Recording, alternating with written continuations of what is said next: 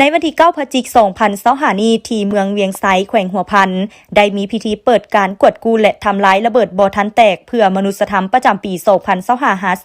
2025-2026 โดยการเข้าร่วมเป็นประธานของสหายพลตรีใส่ใจกรมศิษย์รองรัฐมนตรีกระทรวงป้องกันประเทศหัวหน้ากรมใหญ่เสนาธิการกองทัพ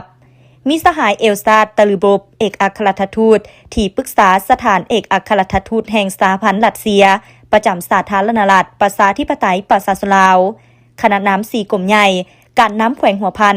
อำนาจการปกครองเมืองเวียงไซพร้อมด้วยภาคส่วนที่เกี่ยวข้องเข้าร่วมสหายพันเอกวีรพงษ์ไสยนิกรรองหัวหน้าห้องการกรมใหญ่เสนาธิการกองทัพหัวหน้ากองเลขาร่วมมือกวดกู้ระเบิดบ่ทันแตกเพื่อมนุษยธรรมลาวรัสเซียได้รายงานแผนการร่วมมือประจำปี 2025-2026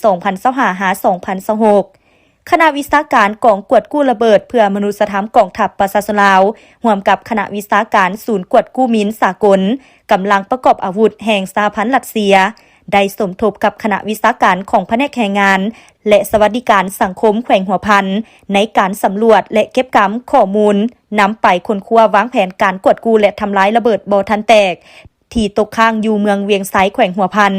เมืองเวียงไซมี3พื้นที่รวมเนื้อที่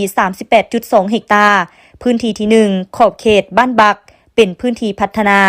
มีเนื้อที่15 เฮกตาร์ที่2ขอบเขตบ้านบักเป็นพื้นที่พัฒนาของกองบัญชาการทหารเมืองเวียงไซมีเนื้อที่ 8.9 เฮกตาร์ที่3เขตบ้านนาไก่เป็นพื้นที่เขตกสิกรรมทั้งหมดมีเนื้อที่ 14.3 เฮกตาร์ปัจจุบันนี้มีกำลังเข้าร่วมในการจัดตั้งเก็บกู้ระเบิดครั้งนี้ตามแผนการทั้งหมด523คนซึ่งรวมมีคณะรับผิดชอบ4นำรวมกองเลขาภาคส่วนรับผิดชอบเวียกงานป้องกันและความปลอดภัยเวียกงานการเมืองพลาธิการเทคนิคกองบัญชาการทหารอากาศกรมพัวพันต่างประเทศและองค์การปกครองท้องถิ่นหลังจากนั้นสหายอ่อนแผงภูวันรองประธานคณะกรรมการปกครองเมืองเวียงไซได้กล่าวมอบดินสอขาวจำนวน3ตนเนื้อที่ 38.2 เฮกตาร์ให้กับกระทรวงป้องกันประเทศแห่งสาธารณรัฐประชาธิปไตยประชาชนลาวร่วมกับกระทรวงกำลังประกอบอาวุธแห่งสหพันธ์รัสเซียเพื่อปฏิบัติเวียกงานเก็บกู้ระเบิดบ่ทันแตกให้สำเร็จตามแผนการ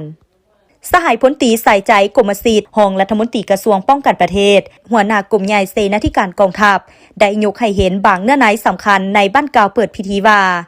ในซุมปีผ่านมาพรรครัฐบาลลาวได้เอาใจใส่แก้ไขปัญหาระเบิดบ่ทันแตกโดยจัดเข้าในเป้าหมายสหัสวัสดิ์ของการพัฒนา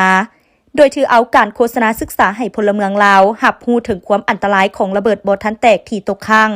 ดำเนินการกวดกู้และทำลายระเบิดบ่ทันแตกและนำเอาพื้นที่ให้ประชาชนได้ทำการผลิตและดำรงชีวิตอย่างปลอดภัยและช่วยเหลือผู้ถูกเคราะห์ให้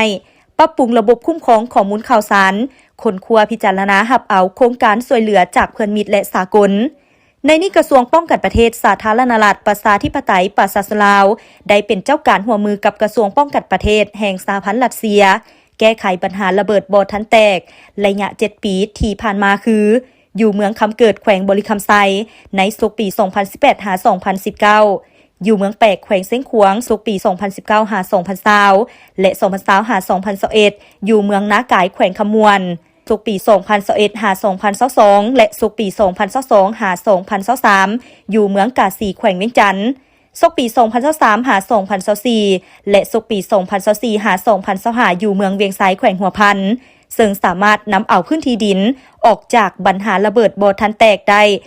212.74 เฮกตาร์ทำลายระเบิดออกจากพื้นแผ่นดินลาวได้ 3,634 หน่วย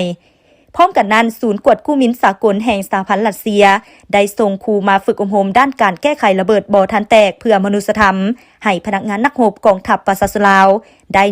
164สหายผ่านการปฏิบัติแผนการร่วมมือระหว่าง2กระทรวงป้องกันประเทศลาวรัสเซียเห็นว่าประสบผลสำเร็จดีและได้นำเอาผลประโยชน์มาให้ประเทศชาติและประชาชนลาวอย่างน่าภาคภูมิใจฉะนั้นในศกปี 2025-2026 นี้ส่งกำลังพวกเขาจึงได้รับอนุมัติจากรัฐบาลของ2ประเทศลาวและรัสเซียมาสืบต่อกวดกู้และทำลายระเบิดบ่ทันแตกตกค้างอยู่เมืองเวียงไซและเมืองซ้ำเหนือแขวงหัวพันเพื่อประกอบส่วนแก้ไขปัญหาระเบิดบ่ทันแตกที่ตกค้างปลดปล่อยเนื้อที่ทำการผลิตให้ประชาชนบัดเผาเพื่อเฮ็ดให้การดำรงชีวิตของประชาชนปราศจากความอันตรายจากลูกระเบิดบ่ทันแตกที่ตกค้าง เคียงคู่กันนั้นยังเป็นการประกอบส่วนสำคัญเข้าในการจัดตั้งปฏิบัติเป้าหมายสหัสวรรษแห่งการพัฒนาของรัฐบาลแนะใส่ลบล้างความถูกยากของประชาชนบรรดาเผ่าให้ได้ในปี 2030